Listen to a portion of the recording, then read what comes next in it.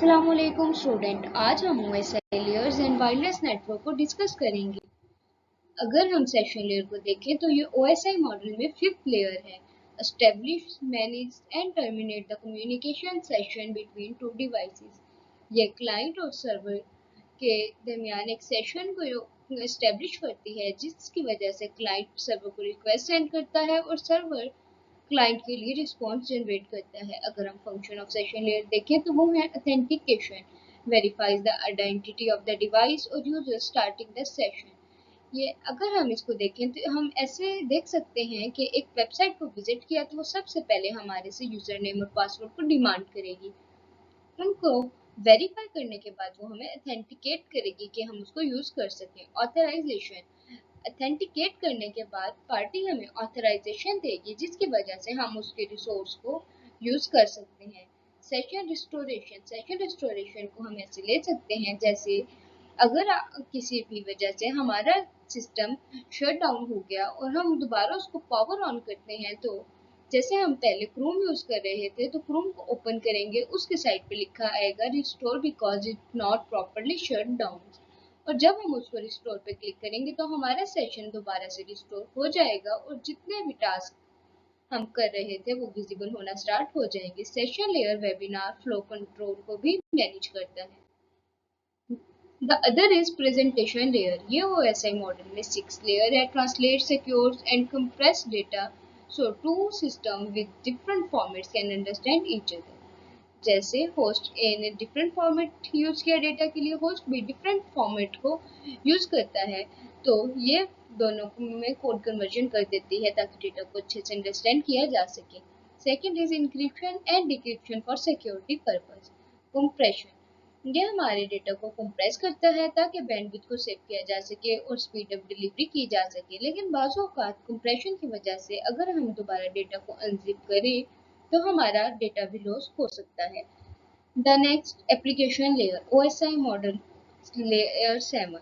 अगर हम इसको देखें तो हमने ये ट्रांसपोर्ट लेयर में भी डिस्कस किया था, लेकिन हमने ट्रांसपोर्ट लेयर में पोर्ट्स को नंबर को डिस्कस किया था, क्योंकि ट्रांसपोर्ट लेयर पोर्ट से डील करती है, जबकि HTTP HTTPS ये प्रोटोकॉल एप्लीकेशन लेयर डील करती है, जैसे FTP फाइल ट्रांसपोर्ट प्रोटोकॉल। ये सब प्रोटोकॉल एप्लीकेशन लेयर की रिस्पॉन्सिबिलिटी है।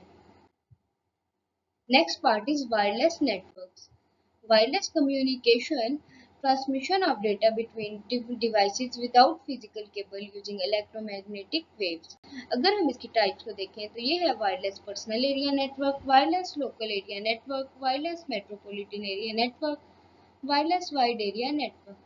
रेडियो फ्रीक्वेंसी, ये रेडियो फ्रीक्वेंसी को यूज करता है डेटा को ट्रांसमिट करने के लिए। मोबाइलिटी, क्योंकि ये मोबाइलिटी हमें देता है, क्योंकि अगर हम देखें तो इसमें हम वायर्स के साथ कनेक्ट नहीं होते और ना वायर्स हमें रिस्ट्रिक्ट करती हैं, बल्कि हम इजीली मूव कर सकते हैं। शेयर्ड मीडियम, जितने भी डिवाइसेस हैं वो इजीली अपने डेटा को एक ही मीडियम के थ्रू शेयर करते हैं, जिसकी वजह से इनके दरमियान शेयर मीडियम होता है। सिक्योरिटी चैलेंजेस, शेयर मीडियम की वजह से डेटा के सिक्योरिटी रिस्क इंक्रीज हो जाता है। अगर हम नेक्स्ट देखें तो wifi, a family of wireless LAN standards enabling high-speed internet access over short to medium range via an access point. अगर इस चार्ट को देखें तो time to time bandwidth increase हो रही है, जिसकी वजह से मैक्सिमम स्पीड भी इंक्रीज हो रही है। ये कैरियर सेंस मल्टीपल एक्सेस को यूज करता है ताकि कोलिजन को अवॉइड किया जा सके। अगर हम इसके इंफ्रास्ट्रक्चर मोड को देखें तो many devices connect through a central access point. Coverage इसकी typical indoor range of 30 to 100 depending upon band and obstacles. Next is Bluetooth, a short-range wireless standard for connecting personal devices without cables. अगर हम इसकी common application को देखें तो ये use होती है wireless headphones, earbuds and speakers, keyboards, mouse and game controllers, file sharing between nearby phones, laptops, fitness tracker and smart watches. अगर इसकी फ्रीक्वेंसी बैंड को देखें तो ये ऑपरेट करता है 2.4 गीगाहर्ट्ज में, और ये फ्रीक्वेंसी होपिंग को यूज करता है बिकॉज ये अपना ये फ्रीक्वेंसी होपिंग को यूज करता है, यानी अपनी लाइन को फ्रीक्वेंटली चेंज करता रहता है ताकि स्मूथ डिलीवरी को इंश्योर किया जा सके। Range and speed, typical range 10 meter, अगर हम देखें तो इसमें एक मास्टर डिवाइस कनेक्ट होती है 7 एक्टिव स्लेव डिवाइसेस के साथ। NFC, Near Field Communication, an ultra-short-range wireless technology that lets two devices exchange data simply by tapping them together. इसकी range work only with in and about 4 centimeter. Devices must be tapped or held very close together. अगर हम इसकी frequency को देखें तो ये है 30.56 megahertz. Modes support read write, peer to peer and card emulation modes. Everyday use को देखें तो ये contactless payment, access cards, transit stickers and quick device pairing.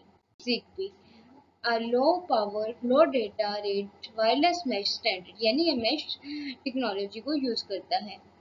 mesh topology को यूज करेगा, लो पावर लो स्पीड है। इसकी रेंज को देखें तो ये 10 to 100 मीटर पर हो। Common use smart lightning, thermostat, door locks and industrial sensor network. ये ज्यादातर होम ऑटोमेशन में यूज होता है।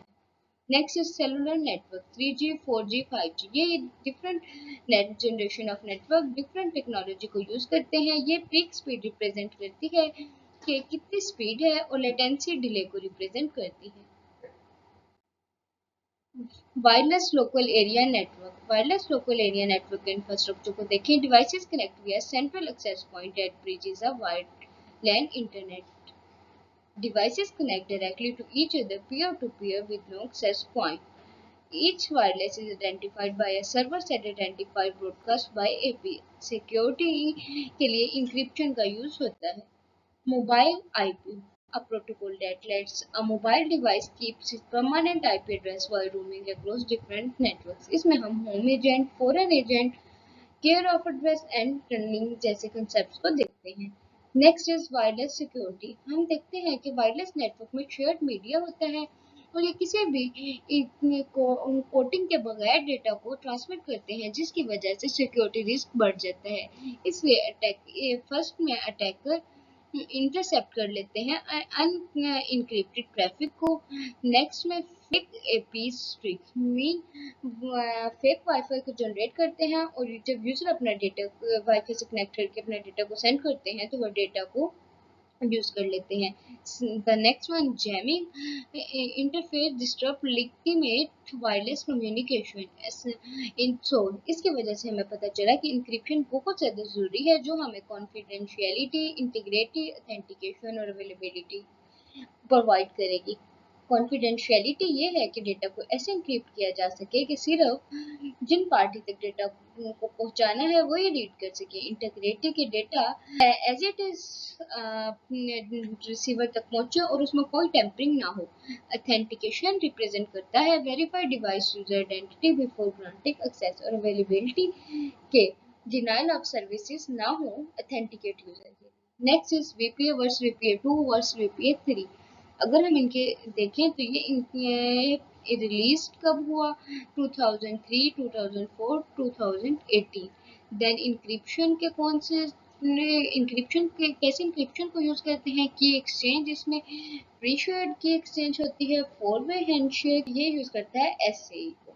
फॉरवर्ड सीक्रेसी जिसकी वजह से प्रीशेयर्ड की वजह से इसमें सीक्रेसी नहीं होती, नेक्स्ट वन में भी नहीं होती, जबकि WPA सीक्रेसी को प्रोवाइड करता है। Brute force resistance weak, moderate, strong.